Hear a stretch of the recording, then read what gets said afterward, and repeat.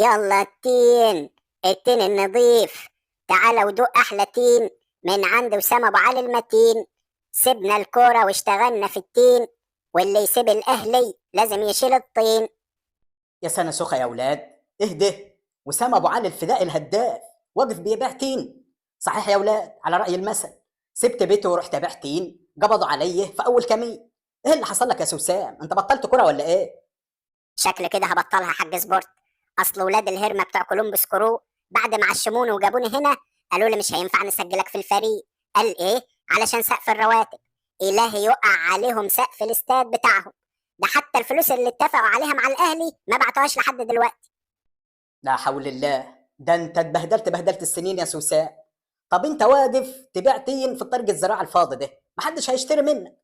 المفروض تروح تقف في المدينة على اي ناصية علشان الناس تشوفك وتشتري زي عندنا في مصر. ما انا كنت واقف على ناصية الشارع كاليفورنيا العمومي.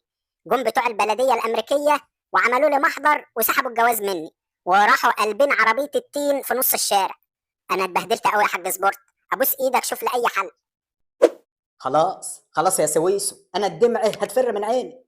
بس انا بفضل الله هحل لك المشكلة دي. دقيقة واحدة. كابتن بيبو كابتن بيبو، ايوه اهو.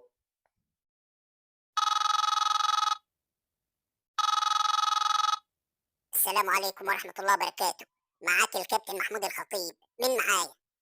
وعليكم السلام. ايوه يا كابتن خطيب، ايوه يا كابتن بيبو، ايوه يا رئيس اكبر نادي في العالم واحسن رئيس نادي في مصر وافريقيا.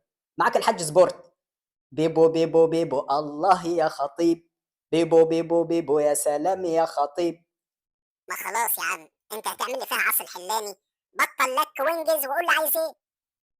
ماشي يا باشا. اصل وانا ماشي في شوارع امريكا كده، واذ فجاه الاقي الواد وسام ابو علي اللي كان عندنا في الاهلي مهاجم ده وسافر على امريكا. لقيته واقف بيبيع تين وحالته بالبلة، وتقريبا كده عايز يرجع الاهلي تاني. لا حول الله. بيبيع تين في امريكا؟ انا اول مره اعرف ان امريكا فيها تين.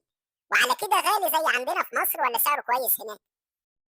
الصراحه انا ما اعرفش ابو الكباتن، لان عمري ما اكلته قبل كده. وبعدين هو وسام معاك اهو، هو يقول لك. ايوه يا كابتن بيبو. بص يا باشا، انا ببيع التنايه ب 10 دولار، والخمسه ب 30، والعشره ب 80.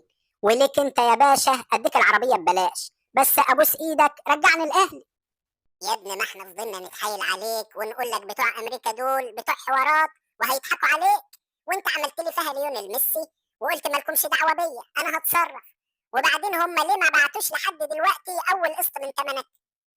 اصل الصراحه انا استلفت منهم تمن عربيه التين والبضاعه اللي بجيبها، وقالوا لي بقى سدد انت بقى للاهلي.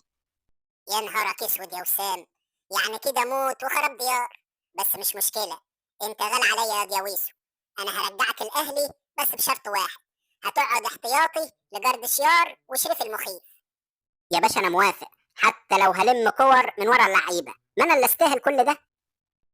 الف شكر يا كابتن بيبو، ربنا يخليك للغلابه يا رب. خلاص كده انا هجيبه معايا وانا نازل مصر. مع السلامه، الف سلامه يا باشا.